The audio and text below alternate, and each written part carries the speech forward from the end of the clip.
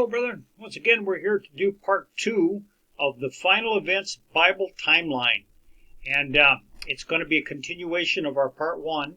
We went over 3 beginning stages or events that's going to happen in the timeline. And so we wanted to pick up from there and go into the other events as they go continual sequence.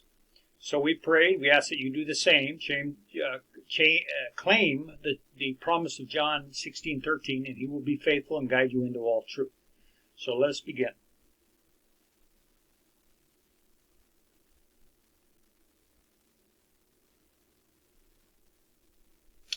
Okay, as you remember in the last video presentation, we showed the 3 next events to happen.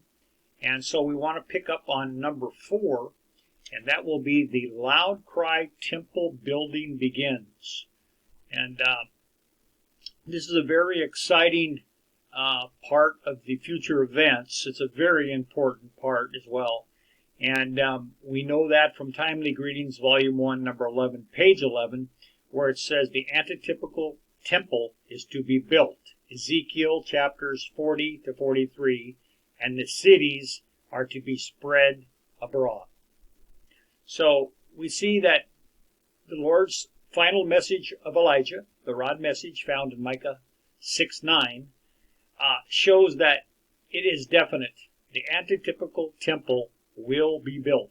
And according to this reading, it's going to be built according to the Ezekiel chapter 40 to 43 blueprint. So it's very important to know this, and we're going to go over this now and get into this part of the event timeline a little more.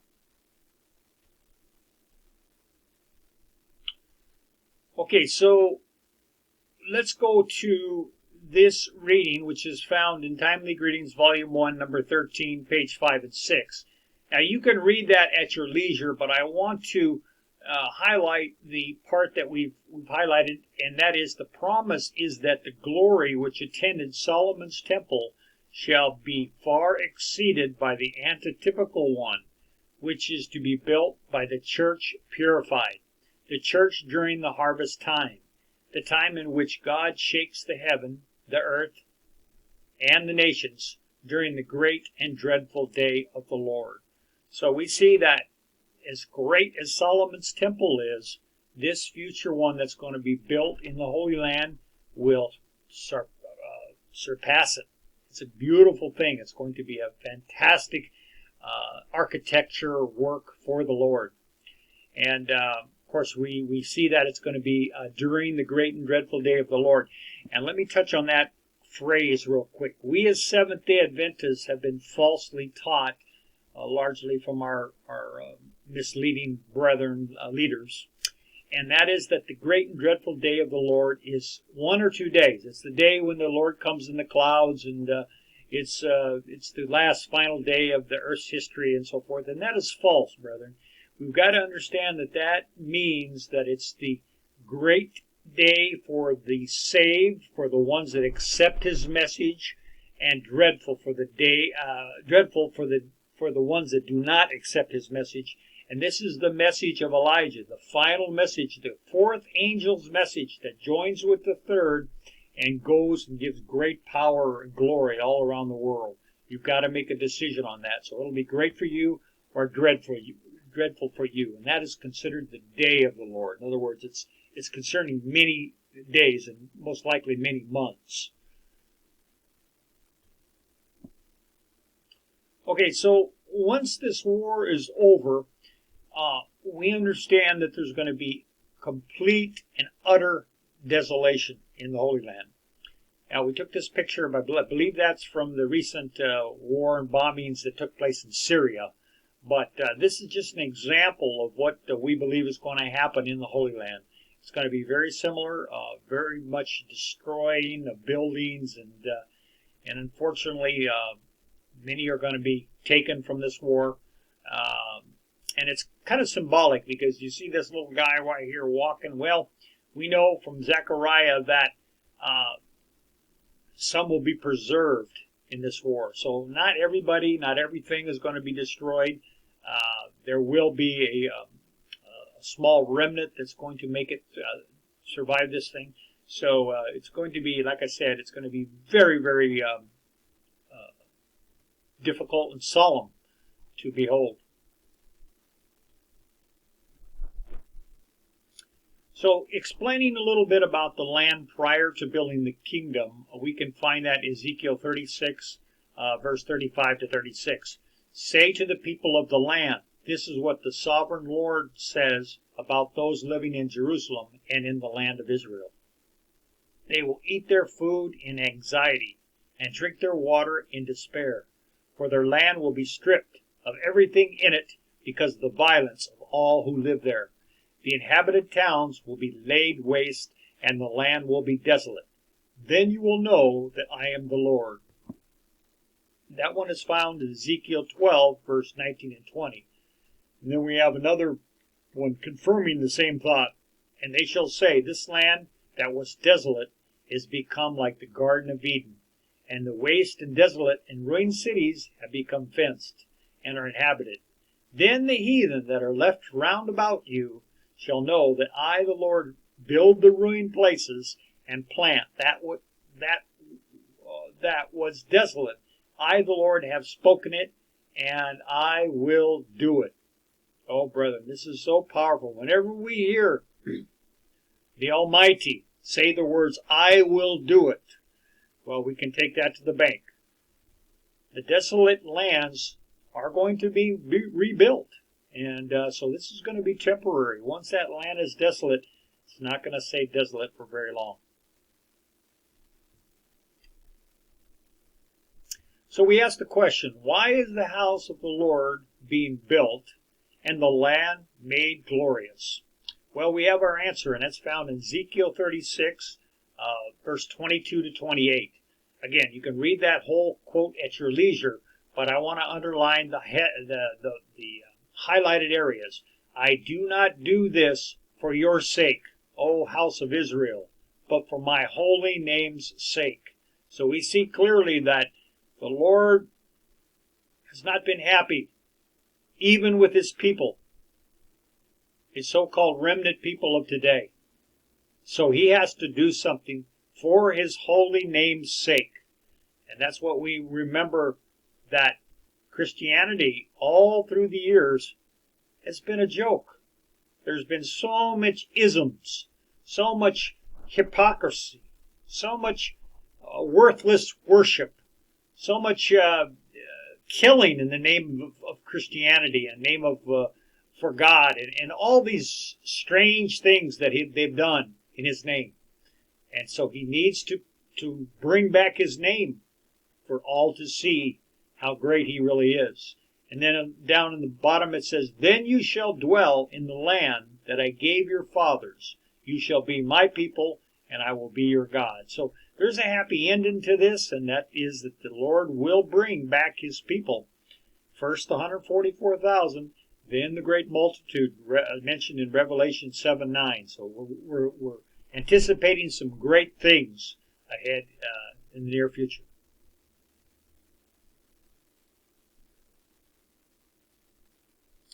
So we have some more here that we want to go over, and that's found in Zechariah 1:13 to 17.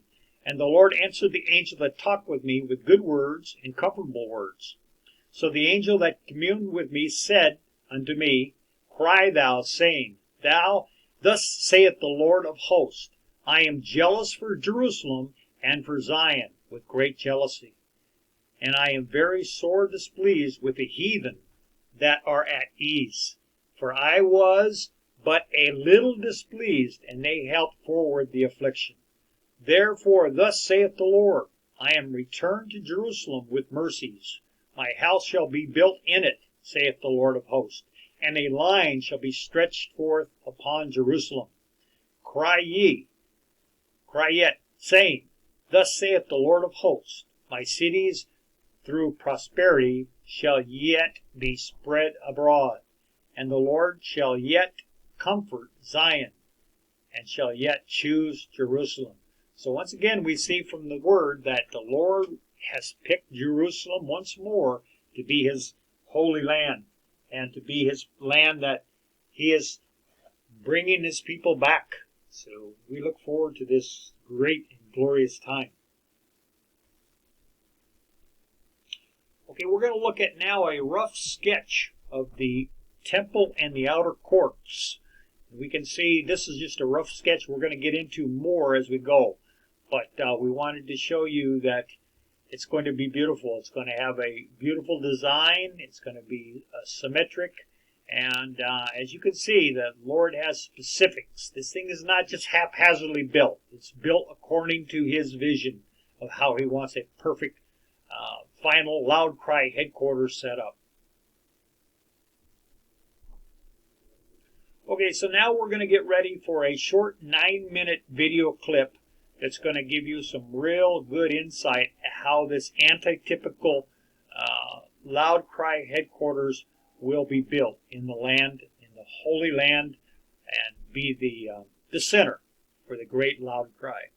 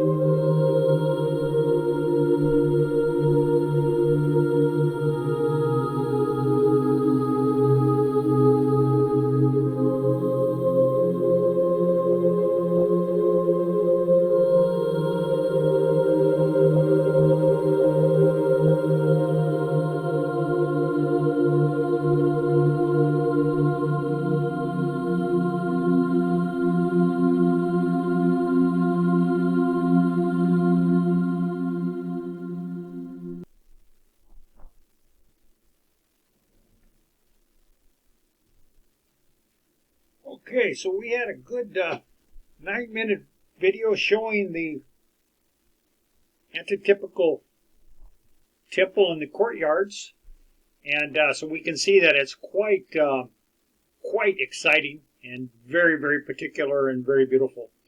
Now let's get over to the other group. Remember, there was two groups that we talked about last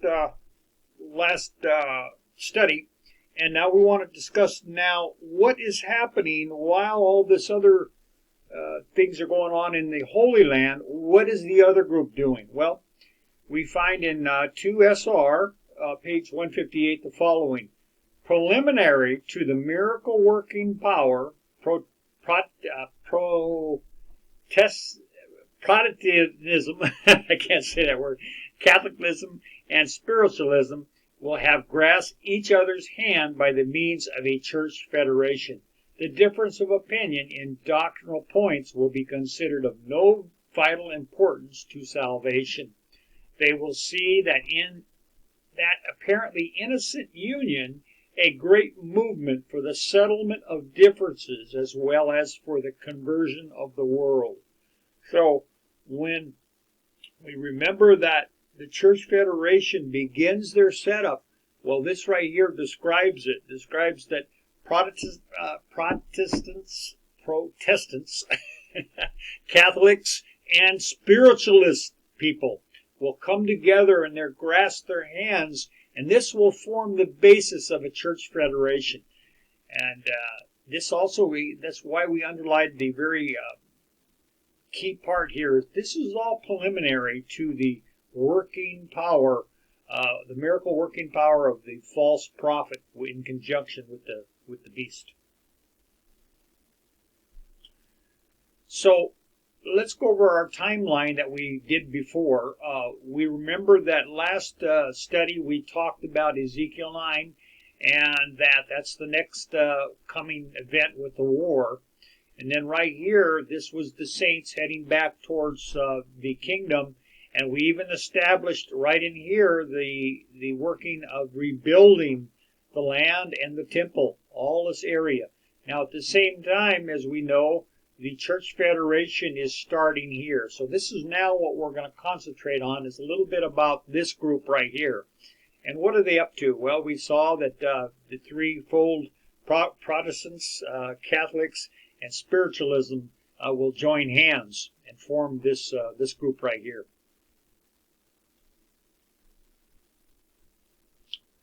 So when we understand that, we understand that the Church Federation eats its own food and wears its own apparel. We find that in Isaiah 4:1.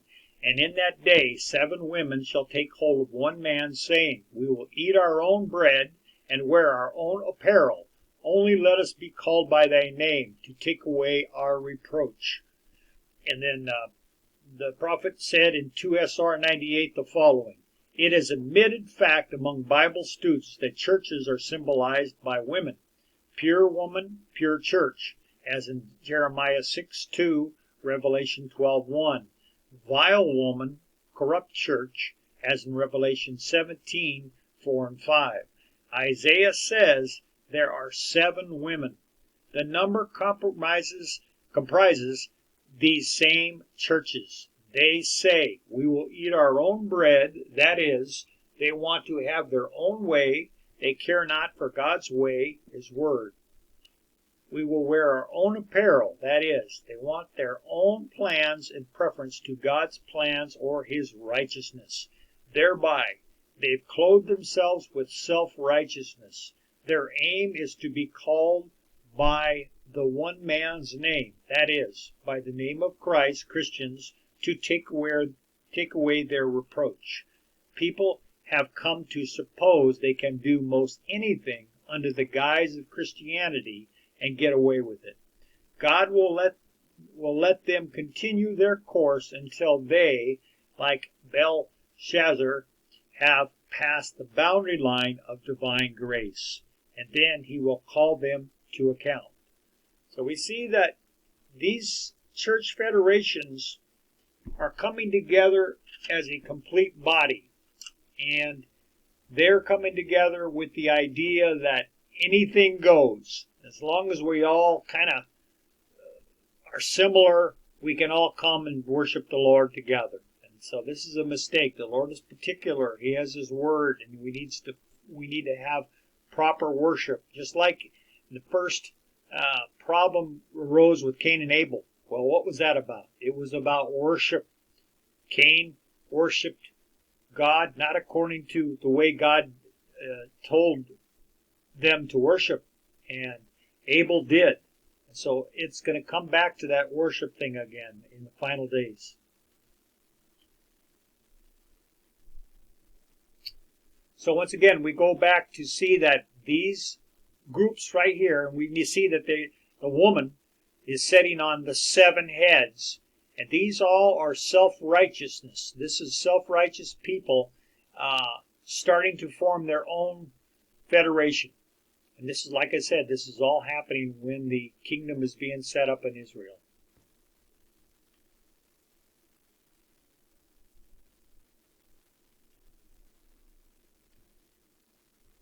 So that concludes part 2. We wanted to get that out today because we know that there's quite a lot to cover, and we hope you've been blessed.